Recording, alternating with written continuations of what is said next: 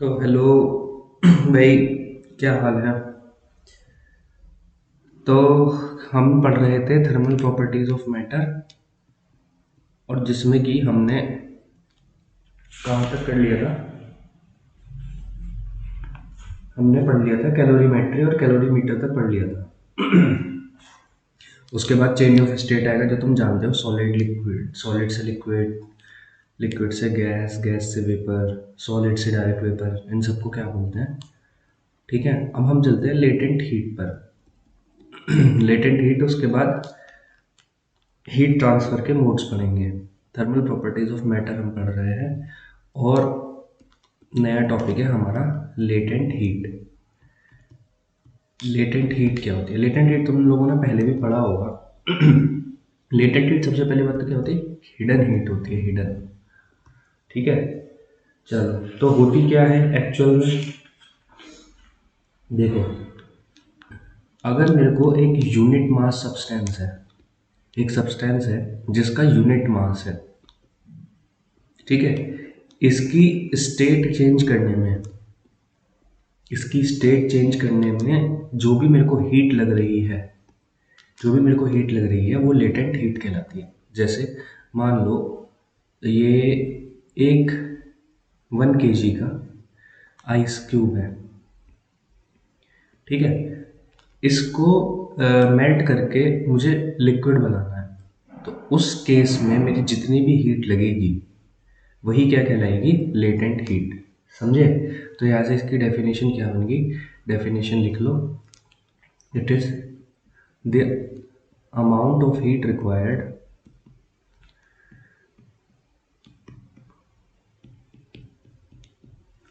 To change the state of unit mass of a substance, unit mass of a substance, ठीक है, at constant temperature and pressure, at constant temperature and pressure, ठीक है। तो यानी कि unit mass की state change करने में जो भी हमारी हीट लगती है at constant temperature and pressure is called latent heat, ठीक है। अब देखो, अगर किसी सब्सटेंस का मास m है, ठीक है, और L जो है लेटेंट हीट है, लेटेंट हीट है किसी भी सब्सटेंस की, तो जो Q होगी, Q बराबर ml हो जाएगी, ठीक है। और यहाँ पे L जो है लेटेंट हीट है, और m जो है मास ऑफ द बॉडी है, समझे। तो इसकी ऐसा यूनिट क्या होगी लेटेंट हीट की, यहाँ से L बराबर Q बाई m आ गया। तो Q की यूनिट होती है कैलोरी, अगर मैं CGS में देखूं कैलोरी, और मास की ग्राम, तो ये तो CGS की यूनिट हो गई। और अगर मैं SI यूनिट देखूं, SI में हीट की होती है जूल, मास की केजी, तो जूल केजी इनवर्स से इसकी यूनिट हो गई। नेक्स्ट कर लेना इसको नोट पॉज करके। अब आ जाओ latent heat of fusion, latent heat of fusion. तो सबसे पहली बात तो फ्यूजन क्या होती है। फ्यूजन को मेल्टिंग भी बोला जाता है, ठीक है। तो मेल्टिंग में क्या होता है कि सॉलिड से स्टेट चेंज होती है लिक्विड में। तो अब हमें है ना यहाँ स्टेट जो है डिफाइन कर दी कि स्टेट में क्या चेंज आ रहा है कि सॉलिड से लिक्विड। तो unit unit mass of solid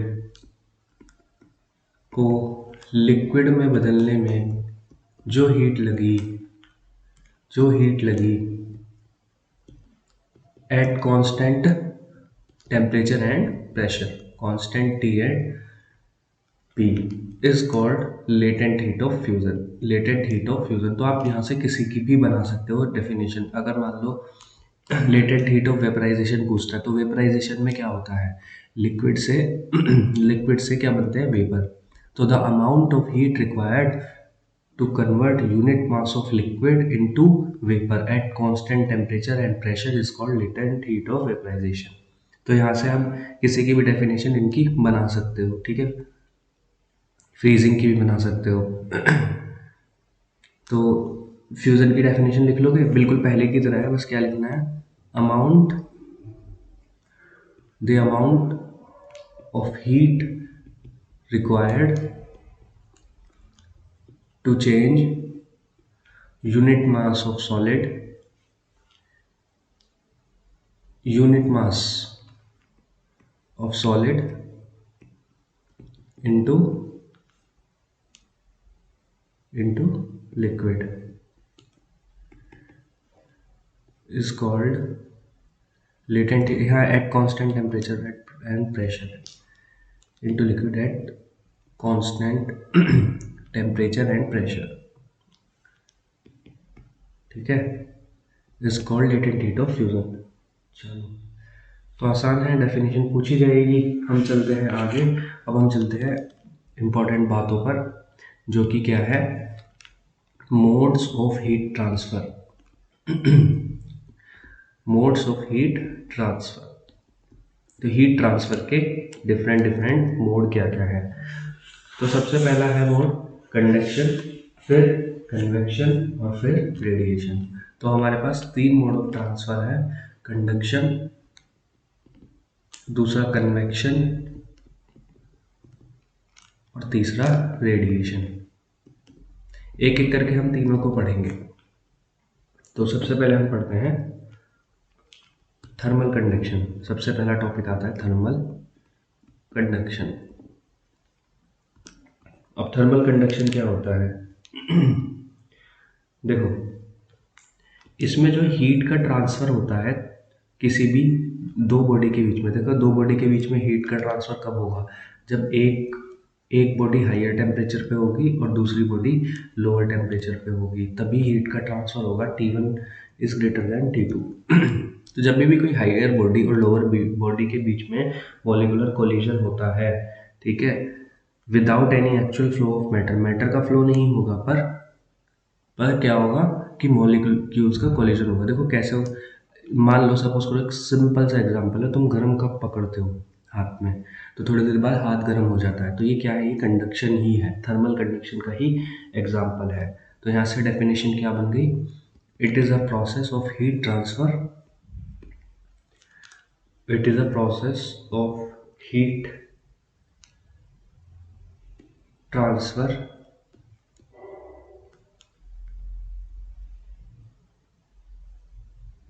from one part of a body one part of a body to another, और जो कि एट लो टेम्परेचर पे है, at lower temperature through molecular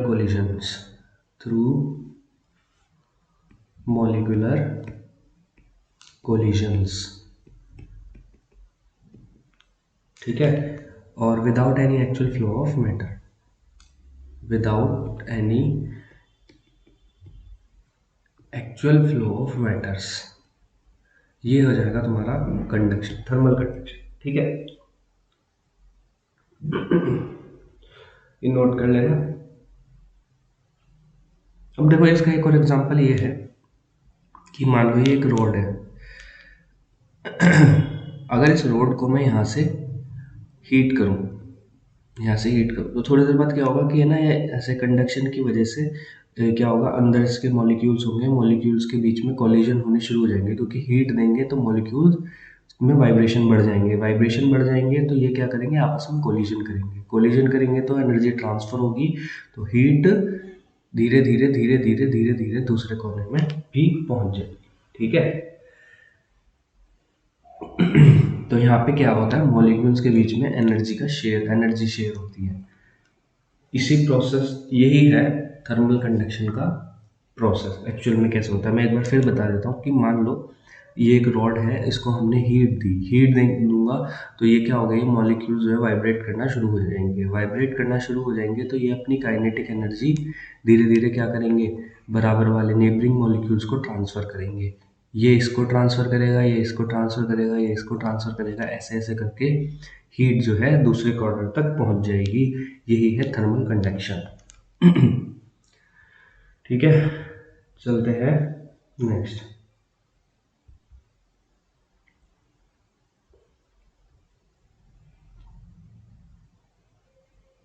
अब आती है word steady state. Steady state और दूसरा एक चीज आएगी टेम्परेचर ग्रेडियंट। ग्रेडियंट वर्ड का मैंने तुम्हें मतलब पहले भी बता रखा है, टेम्परेचर ग्रेडियंट, तो ये आसानी से समझ आ जाएगा। स्टेडी स्टेट समझने की जरूरत है। देखो स्टेडी स्टेट क्या होती है?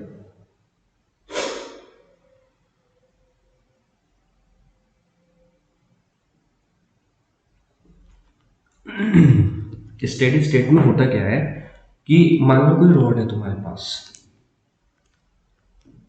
ठीक है, किसी मेटल रोड है। अब ये मैंने डिफरेंट डिफरेंट क्रॉस सेक्शंस माने हैं इसके, ठीक है। तो इन डिफरेंट डिफरेंट ये जो क्रॉस सेक्शन है, यहाँ पे जो टेम्परेचर है मान लो T1, T2, T3। तो अगर स्टेडी स्टेट है ना, तो ये सारे के सारे जो टेम्परेचर है ये कांस्टेंट रहेंगे, मतलब सेम रहेंगे, टेम्परेचर चेंज नहीं होगा। तो स्टेडी स्टेट में क्या होता है, टेम्परेचर जो है हर क्रॉस सेक्शन पे कांस्टेंट रहता है। तो temperature constant at every cross section. तो अगर टेम्परेचर हर क्रॉस सेक्शन पे सेम है तो that is known as steady state. Steady state, ठीक है। और किसी भी सरफेस पे एब्जॉर्प्शन ऑफ हीट नहीं होगा। तो मैं यहाँ तुम्हारे लिए डेफिनेशन लिख देता हूँ कि स्टेडी स्टेट क्या होती है। The state of rod, the state of rod when temperature, when temperature of every cross section, temperature of every cross section of the road become constant, of the road becomes constant and there is no further absorption of heat। मैंने भी बताया कि यार अगर heat absorb होगी तो temperature तो change हो ही जाना है, तो हमें तो टेम्परेचर यहाँ कांस्टेंट रखना है स्टेडी स्टेट के लिए। तो इसी वजह से there is no absorption of heat, no absorption of heat. ये आपकी स्टेडी स्टेट हो गई। तो फिर से बता देता हूँ कि डिफरेंट क्रॉस सेक्शन पर टेम्परेचर क्या होगा, टेम्परेचर कांस्टेंट रहेगा और हीट का एब्जॉर्प्शन नहीं होगा। क्योंकि अगर हीट का एब्जॉर्प्शन हो जाता है तो स्टेडी स्टेट मेंटेन रखना मुश्किल हो जाएगा। मुश्किल इसलिए हो जाएगा क्योंकि हीट एब्जॉर्ब होगी तो टेम्परेचर पे कुछ ना कुछ चेंज आएगा ही आएगा। मान लो मैं यहाँ से हीट करना शुरू करूँ तो पहले इसका टेम्परेचर बढ़ेगा, फिर इसका बढ़ेगा, फिर इसका बढ़ेगा। तो क्या टेम्परेचर कांस्टेंट रह पाएगा? नहीं रह पाएगा। इसीलिए स्टेडी स्टेट मेंटेन करना मुश्किल हो जाएगा।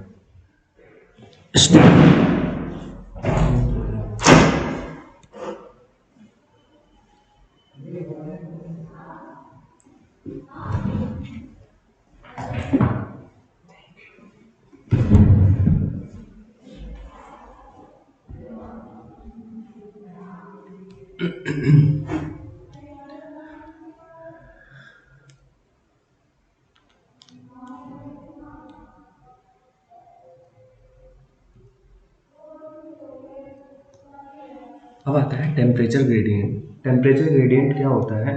देखो मैंने बताया था ग्रेडियंट बोले तो किसी भी, अगर मान लो यहाँ पे कोई भी कुछ भी चीज़ लिखी हुई है और उसके बाद ग्रेडियंट लिखा हुआ है, मतलब कि इस चीज़ का चेंज विद लेंथ। तो टेम्परेचर में चेंज, मान लो ये एग्जांपल से समझाता हूँ, ये रोड है ना, ये रोड की कुछ ना कुछ लेंथ होगी। तो इस लेंथ के अकॉर्डिंग, लेंथ के अलोंग जो टेम्परेचर में चेंज आ रहा है वही टेम्परेचर ग्रेडियंट कहलाता है। तो the rate of change of temperature, rate of change of temperature with distance, distance के साथ टेम्परेचर में क्या चेंज आ रहा है with distance is called temperature gradient. ये तो हमारी पहले भी बात हो चुकी है। With distance in the direction of flow of heat, direction of flow of heat, rate of change of temperature with distance in the direction of flow of heat is called temperature gradient. बात समझ आती है? यानी कि कहने का मतलब ये है, अच्छा इसको ऐसे लिखते हैं, यहाँ पे हम D T by D x से डिनोट करेंगे कि लेंथ बढ़ रही है, यहाँ से हीट, एक मिनट क्या हो गया, यहाँ से हीट करना शुरू करें तो ऐसा क्या होगा कि टेम्परेचर इस एंड पे हाई होगा, इस एंड पे लो होगा। तो ये डिस्टेंस है आपकी कुछ ना कुछ एल। तो एल के साथ साथ देखो टेम्परेचर में कुछ ना कुछ चेंज आ रहा है, क्योंकि टेम्परेचर यहाँ ज़्यादा होगा, यहाँ कम होगा। तो अगर मैं यहाँ की बात करूँ, यहाँ पे टेम्परेचर कुछ और होगा, इधर बात करूँ तो टेम्परेचर कुछ और होगा। तो लेंथ के साथ टेम्परेचर में कुछ ना कुछ चेंज है। तो rate of change of temperature with length is called temperature gradient. ठीक है, चलो अब नेक्स्ट टॉपिक आता है थर्मल कंडक्टिविटी। थर्मल कंडक्टिविटी पढ़ते हैं। थर्मल कंडक्टिविटी क्या होता है, देखो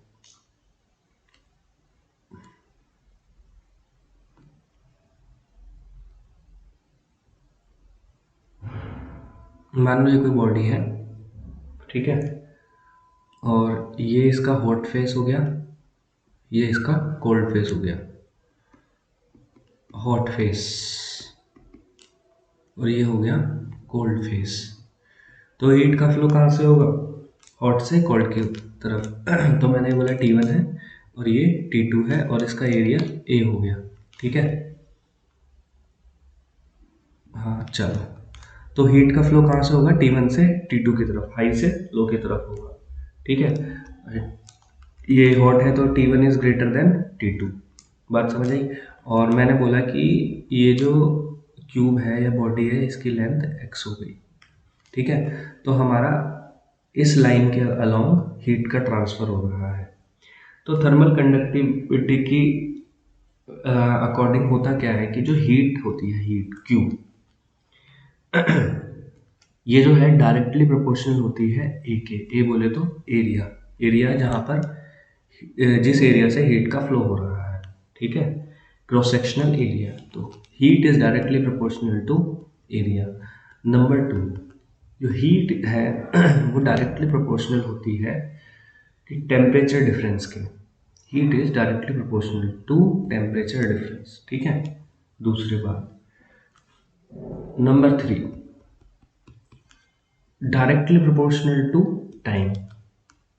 डायरेक्टली प्रोपोर्शनल टू टाइम, कौन सा टाइम, जिस टाइम के लिए हीट का फ्लो हो रहा है, ठीक है। Point number 4, is inversely proportional to, is inversely proportional to thickness of the block. Thickness of the block, x क्या हो गई, थिकनेस ऑफ द ब्लॉक। तो अगर मैं ये सारी स्टेटमेंट को कंबाइन कर दूं तो यहाँ से मेरे को मिलेगा Q is directly proportional to A T1 minus T2 into time T divided by thickness of the block. अगर प्रोपोर्शनल का साइन हटेगा तो एक कांस्टेंट आएगा K A T1 minus T2 into T by x, समझे। तो इस K को बोलते हैं coefficient of thermal conductivity. K को बोलते हैं कोफिशिएंट ऑफ थर्मल कंडक्टिविटी, समझे। चलो, तो अब यहाँ से मैं अगर थर्मल कंडक्टिविटी की डेफिनेशन निकालना चाहूँ तो कैसे पता लगाएंगे, वो देखते हैं। तो हमारे पास ये निकल के आया, तो Q is equal to K A T1 minus T2 T by x. अब देखो, अगर एरिया A 1 हो जाए, टेम्परेचर डिफरेंस भी 1 हो जाए, सब कुछ यूनिट कर दो, टाइम 1 सेकेंड हो जाए, ये x1 हो जाए, तो K जो है Q के बराबर आ जाएगा, ठीक है। तो यहाँ से डेफिनेशन क्या बनती है कि coefficient of thermal conductivity is equal to the quantity of heat that flows per unit area of cross section, that flows per unit area of cross section per unit time through a unit cube और क्या रह गया, है ना, area unit हो गया, unit cube हो गया, टाइम हो गया, हाँ, and which flows through the temperature difference of 1 unit या 1 डिग्री। ठीक है, तो मैं इसकी लिख ही देता हूँ। तो K is defined as thermal conductivity, coefficient of thermal conductivity is defined as the quantity of heat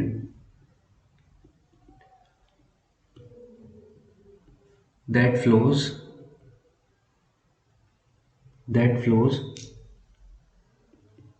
per unit time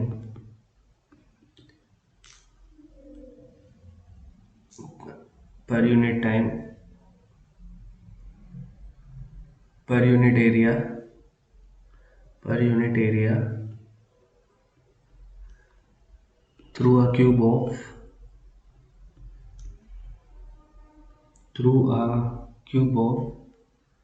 unit length and hot and cold phases या opposite phases when its opposite phases are kept at 1 degree. तो कैसे भी बना सकते हो वो जो मैंने बोली, मतलब तुम्हें करना क्या है, सबको एक एक कर देना है और तो के हीट के बराबर हो जाएगी। तो K is equal to heat when the temperature, area और cube length and temperature difference is 1 unit, ऐसे भी लिख सकते हो। ठीक है,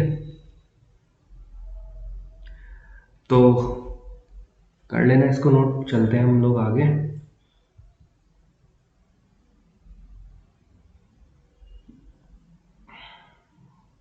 अब बात है कि अगर एरिया जो है यूनिफॉर्म नहीं है, uniform area of cross section नहीं है, तो स्टेडी स्टेट अचीव नहीं होगी। स्टेडी स्टेट क्या बताई थी कि हर क्रॉस सेक्शन पर टेम्परेचर सेम रहना चाहिए। तो अगर एरिया यूनिफॉर्म नहीं है या क्रॉस सेक्शन यूनिफॉर्म नहीं है तो स्टेडी स्टेट अचीव होना इज नॉट पॉसिबल। ठीक है,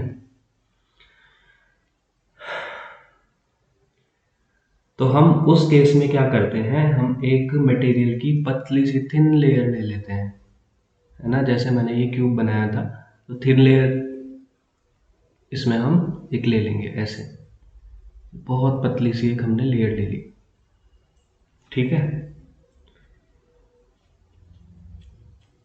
अब ये लेयर मैंने ऐसे ली है, ये है हीट का फ्लो। तो हीट फ्लो के परपेंडिकुलर मैंने ये एक क्या ले ली है, लेयर ले ली है।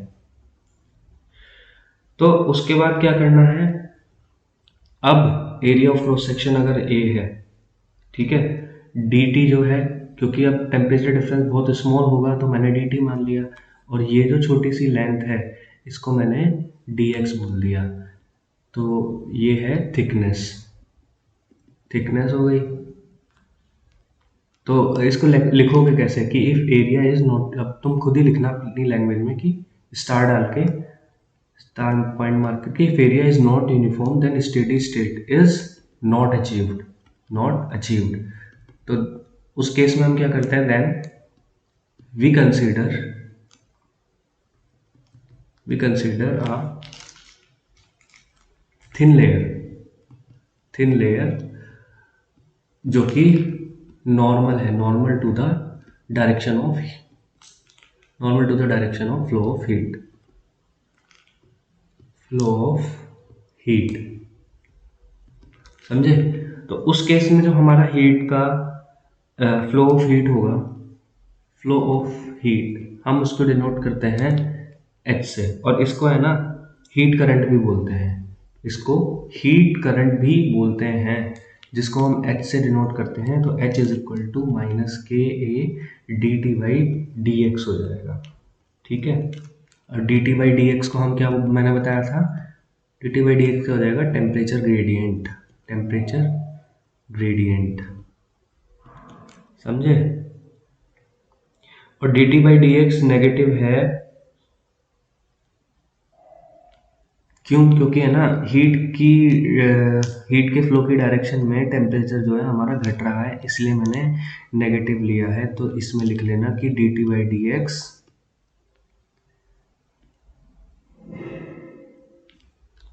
dt by dx is negative in the flow of direction of in the direction of flow of heat, heat की फ्लो के डायरेक्शन में dt by dx नेगेटिव है। क्यों? क्योंकि टेम्परेचर डिक्रीज होता है। ठीक है, आगे चलते हैं। अब हम निकालते हैं यूनिट और dimension, units and dimension of के।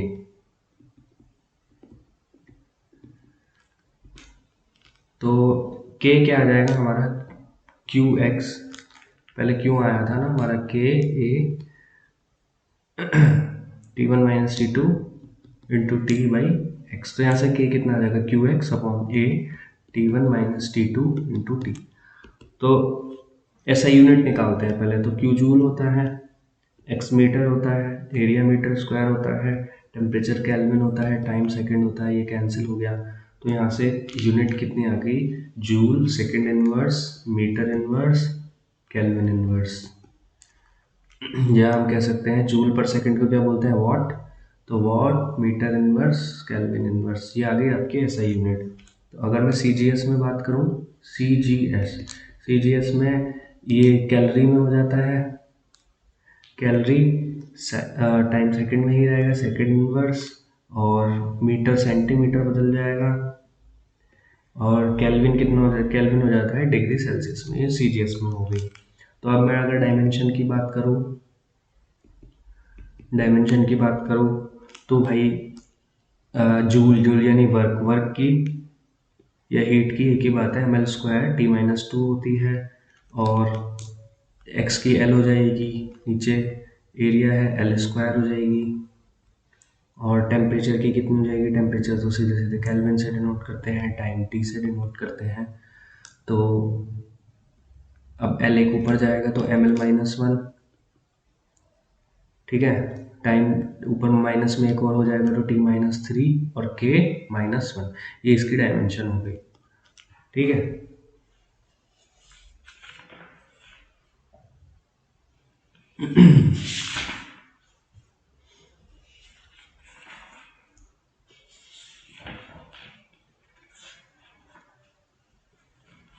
तो एक टॉपिक और रहता है, इसके बाद हमारा कंडक्टिविटी खत्म हो जाएगा।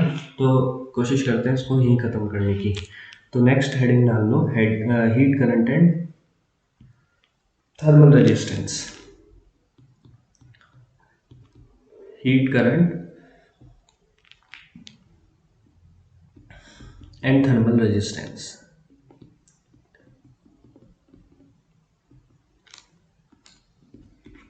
तो हीट करंट को अभी हमने पीछे H से डिनोट किया था, ठीक है।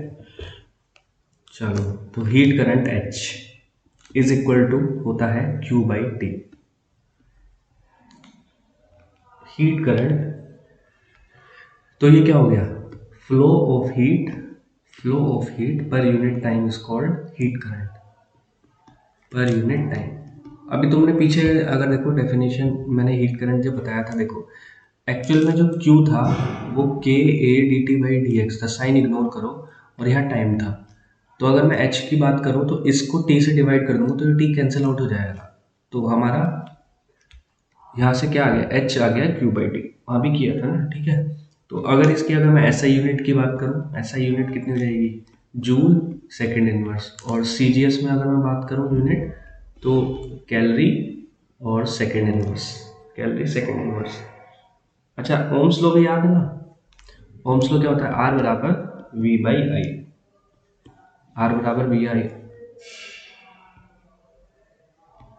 फ्रॉम ओम्स लॉ, R होता है V अपॉन आई, ठीक है। इलेक्ट्रिक रेजिस्टेंस क्या होता है, ratio of potential difference and electric current, ठीक है। और अगर मैं यहाँ पे बात करूँ, यहाँ पे हम क्या पढ़ने वाले हैं, थर्मल रेजिस्टेंस RH, ये होता है ratio temperature difference divided by heat current, ठीक है। तो थर्मल रेजिस्टेंस, थर्मल रेजिस्टेंस क्या हो गया, is equal to ratio of temperature difference temperature difference. और टेम्परेचर डिफरेंस किसका, जैसे मैंने वो क्यूब बनाया था ना, क्यूब की जो वॉल्स थी उनके बीच में, या फिर अगर मैं रोड की बात करूँ तो रोड के एंड्स का जो टेम्परेचर में डिफरेंस होगा, तो ratio of temperature difference to the heat current is called thermal resistance. ठीक है, इस क्लास को फिलहाल यहीं एंड करते हैं, बाकी कराएंगे नेक्स्ट क्लास में। तब तक बाय बाय।